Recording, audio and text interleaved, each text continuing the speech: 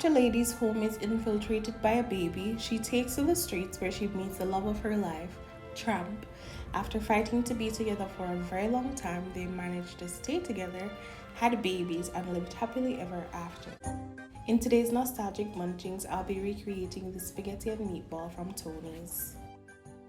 So we're going to start by crumbling up some stale bread and we're going to hydrate this with milk. I find that this binds better than breadcrumbs, but if you have breadcrumbs, you can always just use breadcrumbs.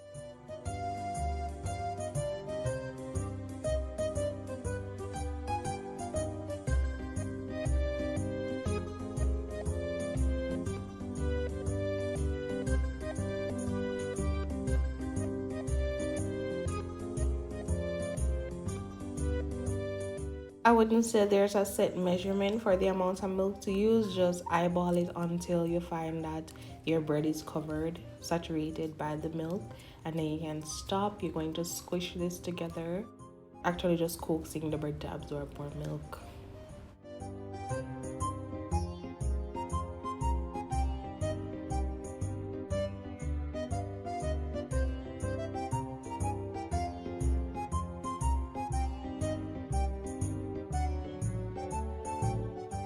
Now we're going to prepare seasonings, and you want to chop these as finely as possible because it's going to be binded within the meatball. So you don't want this big old hunk, whatever. So I used parsley, garlic, onion, and that's about it. And just as I said, just chop it as finely as you can.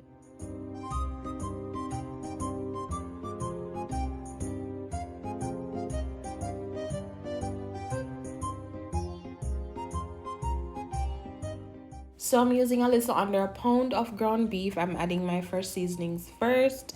It doesn't have to go this way, but this is just how I decided to add them.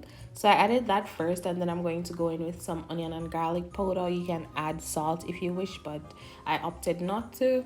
I'm going to add my egg, and then I'm going to go in with my milk bread milk, that little concoction that we made earlier.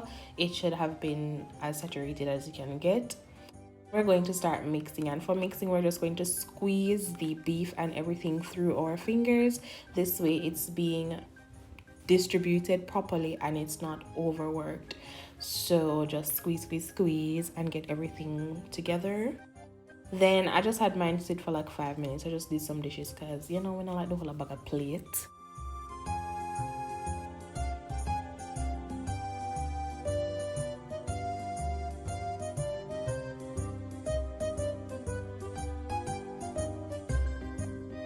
So my beef is not overly sticky, but if you find that your beef is very sticky, you can always just wet your hands to make your meatballs. So because mine isn't, I just move it from hand to hand and it forms a perfect enough circle for me.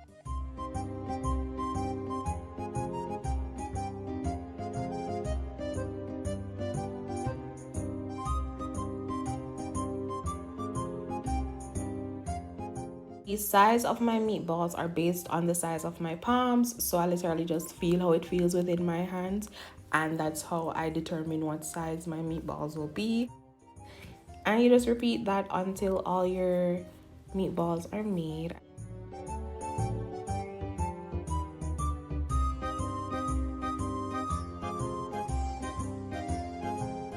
Once you've finished making all your meatballs, we're going to brown them, and I brown mine just because I want them to stay in shape when I boil them or when I finish them in the tomato sauce.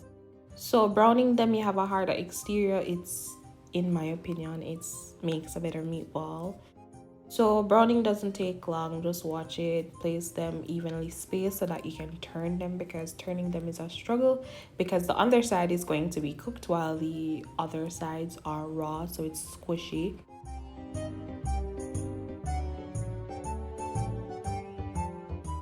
It really doesn't take much time for your meatballs to brown, between 30 seconds to a minute, and just be very gentle when you're trying to turn them because they might stick and they might fall apart. So I used tongs here, but I also used a spoon so that I could just, you know, flip it over, you know. And be careful because the oil is very disrespectful and you will burn yourself. So just take your time and spin over the ball.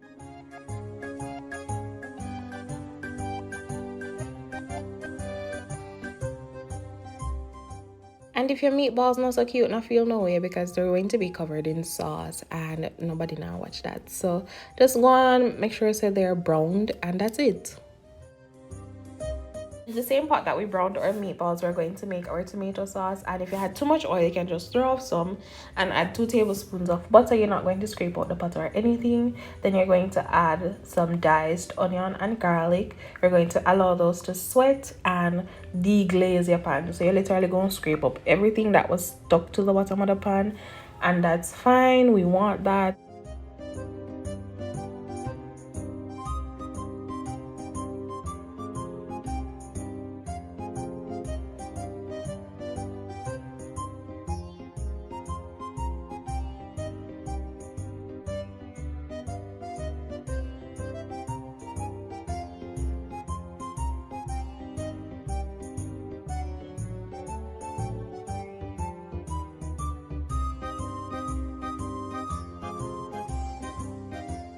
So after pouring the contents of the can, we're going to rinse the can and then pour again. So I filled my can about halfway up, and then I shuko that and then pour that into the pot as well. Then we're going to allow our tomato sauce to like boil, and once it starts bubbling, that's when we're going to add our seasonings.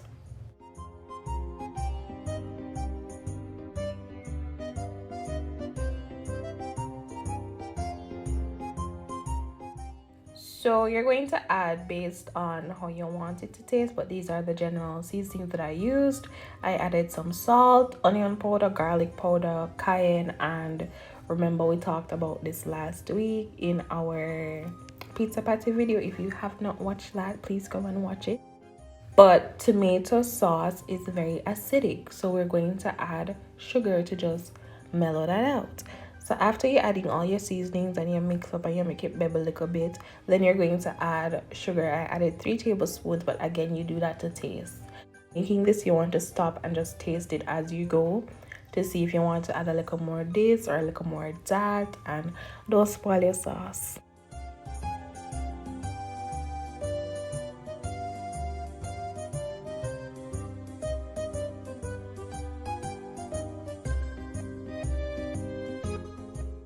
I don't know, I feel like this is a pet peeve of mine. I don't like to see the spaghetti sticking out of the pot, and I'm not going to leave until they're submerged. So I literally force them in. I bend them until they are all the way down in that water.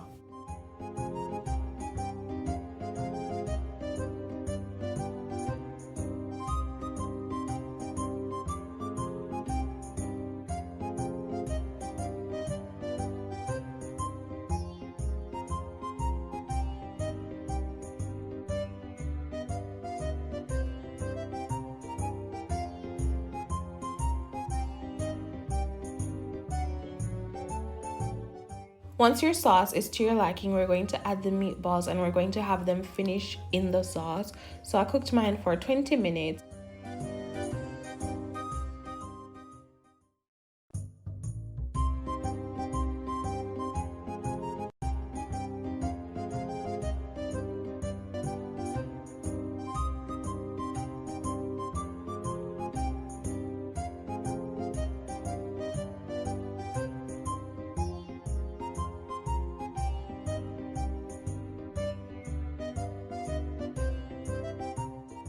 After everybody's added to the pot, I'm just going to take my spoon and literally just coat each meatball with some sauce before I cover it and allow it to simmer.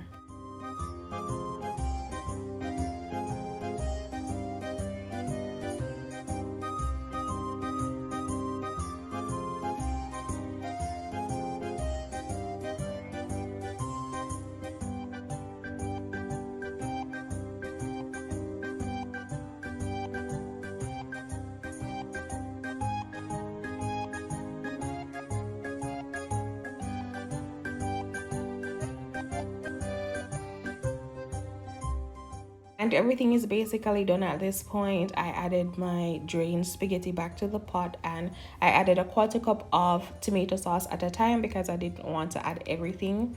So this way I can manage the amount of sauce in my spaghetti noodles and I can manage the color of my spaghetti noodles. So this is basically the end of the video. These are what the meatballs look like once they're done, and it was when I was eating I was like, oh, you guys would want to see what the meatball insides look like, so I cut it so that you can see.